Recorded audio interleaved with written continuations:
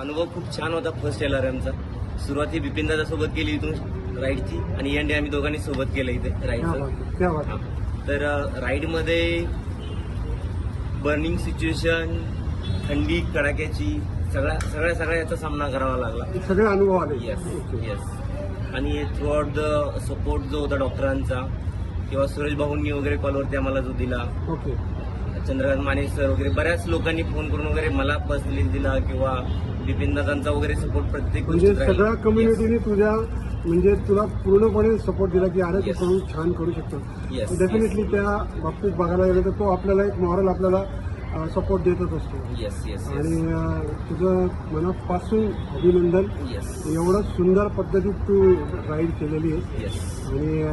आणि पहिल्या दिवशी जवळजवळ मी 440 किलोमीटर कव्हर केलेलं. त्याच्यामुळे नंतर जास्त ताण नाही आला शेवटच्या दिवशी.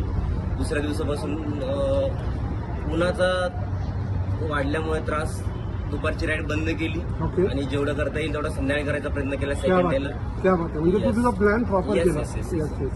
त्यामुळे स्लिपची तुझी जी काही स्ट्रॅटेजी होती ती कशी गेली? येस. तर फर्स्ट डेला 440 किलोमीटर नंतर रात्री 2 वाजता पहिल्यांदा 2 तासांची झोप घेतली. परत 4 वाजता स्टार्ट केलं दुसऱ्या दिवशी सकाळी.